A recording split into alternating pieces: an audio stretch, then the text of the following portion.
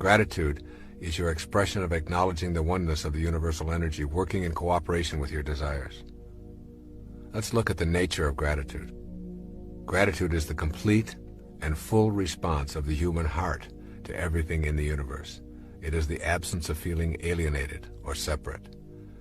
It represents our full acknowledgement and appreciation of the energy flowing through all things and brings gifts to us in the form of the fulfillment of our desires. Gratitude recognizes that nothing is to be taken for granted, and, most important, it is an expression of complete, unconditional love in the form of a thank you to the God Force that is in all things. It is a way of being one with the God Force in full inner serenity. It recognizes that the spirit within ourselves is the same as that which sustains all life on the planet.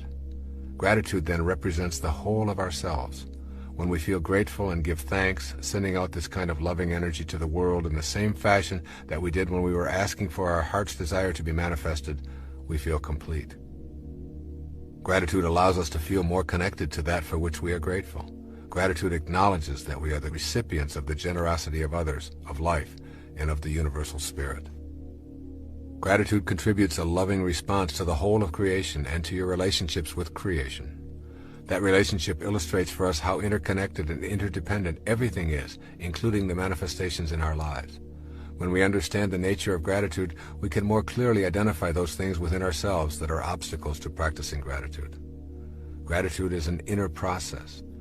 It is an attitude of thankfulness, even when things do not appear as we would prefer. Rumi once wrote, "Don't grieve for what doesn't come. Some things that don't happen keep disasters from happening." Gratitude is a way of experiencing the world with love rather than judgment. The three most common obstacles to an attitude of gratitude originate in your mental processes. The first is simply called fault-finding. You always have the choice to be love-finding or fault-finding. The fault-finder focuses on what is wrong and what is missing. That focus shows up as criticism, judgment, and anger. The feeling is of being against the manifestations that appear in the world rather than being for what one receives. As we think, so shall we be. If you are using your mind to think about what is wrong and what is lacking, this is precisely what will manifest for you. Finding fault, rather than being grateful and being a love finder, guarantees that you will not be able to participate in the co-creation of your life and the fulfillment of your desires. A second obstacle to an attitude of gratitude is called simply complaining.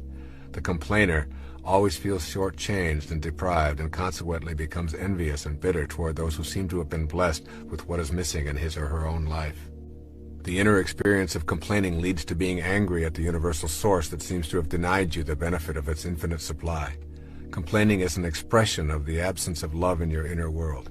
When you feel love, there's no room for being upset with God for not delivering your ego's demands. And the third obstacle to an attitude of gratitude is taking what you have for granted. Taking things and people in your life for granted drains you of the joy that you could be experiencing. Taking things for granted means going through life unaware of the multitude of gifts that are here in each and every moment.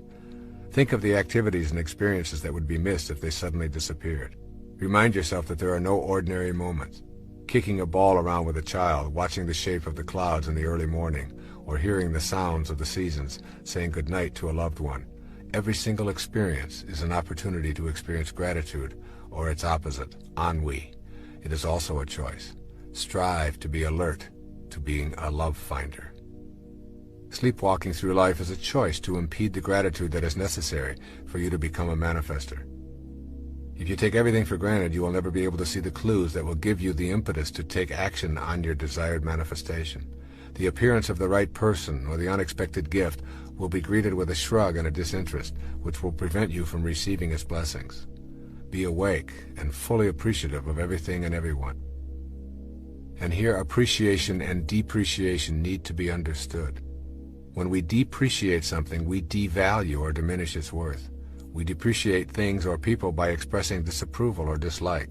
It is impossible to feel grateful for something or someone we do not value. Begin to see things and people as they truly are. Each person is a child of God. See the unfolding of God in each person you meet. The moment you participate in the depreciation process, you block your ability to experience gratitude, and consequently, you obstruct your ability to manifest prosperity, love, and joy into your life. Essentially, the activity of depreciation means that you are not sensing the beauty of life. Become an appreciator, and therefore a manifester, by seeing the Christ shining back at you in the other person or groups of people. Cultivating an attitude of gratitude is something we all want to work on in this manifesting process.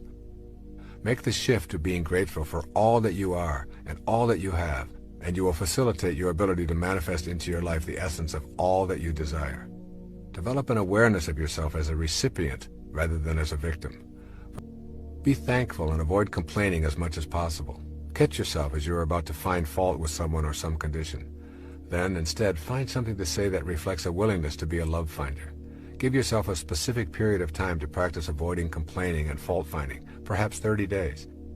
You will experience the emptying of rancor and complaints from your inner self and the opening to love, appreciation, and gratitude. Begin each and every day with an expression of gratitude and thanksgiving. Every morning when you awake, you have been given the gift of a sunrise and 24 hours to live. Take in a deep breath and be grateful for this exhilarating experience of breathing in life and love. End your day with an expression of love and a repetition of the word for peace, shalom. Be aware of the need to be grateful for the suffering and struggles that are part of the fabric of your life. Sometimes it's easy to simply be angry at your suffering rather than to know that it is the catalyst for your searching and awakening. And also remember, it is the nature of thought to increase.